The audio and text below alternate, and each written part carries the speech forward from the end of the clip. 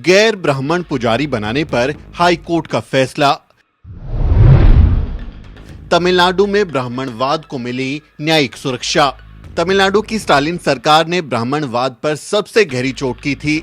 Stalin सरकार ने सूबे के मंदिरों में गैर ब्राह्मण जातियों को भी पुजारी नियुक्त किया था, लेकिन सरकार के इस फैसले पर न्याय के मंदिर यानी कोर्ट की ओर से ब्राह्मण पुरोहितों का बचाव किया गया है।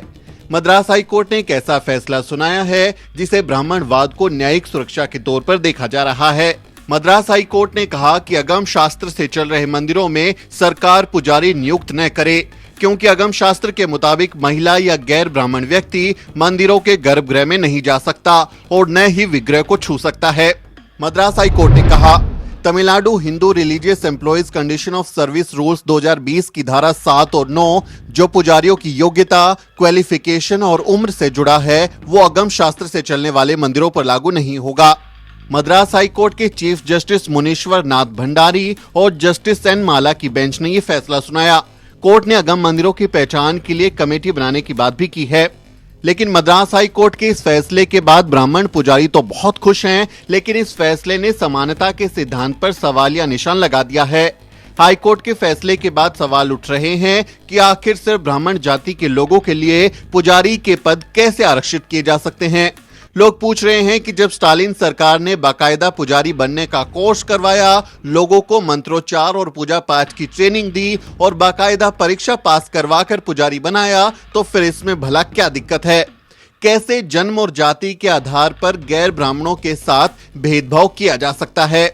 इस बारे में वरिष्ठ पत्रकार दिलीप सिंह मंडल ने ट्विटर पर लिखा, तमिलनाडु सरकार सभी जातियों और महिला पुजारी नियुक्त कर रही थी। मद्रास हाई कोर्ट ने कहा कि अगम शास्त्र से चल रहे मंदिरों में सरकार पुजारी नियुक्त न करे, क्योंकि अगम शास्त्र के मुताबिक महिला या गैर ब्राह्मण व्यक्ति मंदिरों के गर्भगृह में नहीं जा सकता और न ही विग्रह को छू सकता है। दिलीप मंडल ने अपने एक ट्वीट में लिखा, चाहे बद्रीनाथ हो या तिरुपति, वहां की मूर्तियों को ब्राह्मण के अलावा कोई छू नहीं सकता।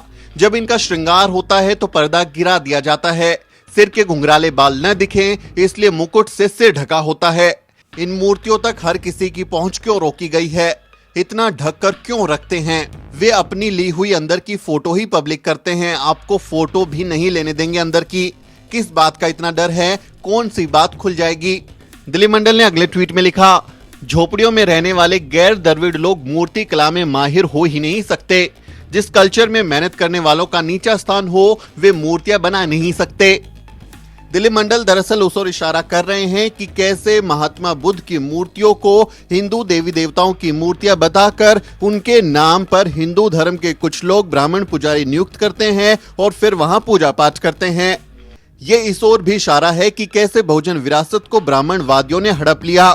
लेकिन मद्रास हाई कोर्ट के फैसले के बाद कई सवाल उठ खड़े हुए, लेकिन दिलचस्प ये देखना होगा कि स्टालिन सरकार अब क्या फैसला लेती है, क्या कदम उठाती है। इस बारे में आपका क्या ख्याल है? कमेंट करके जरूर बताएं और हमारे चैनल को सब्सक्राइब करना ना भूलें। Bureau report, the news beat.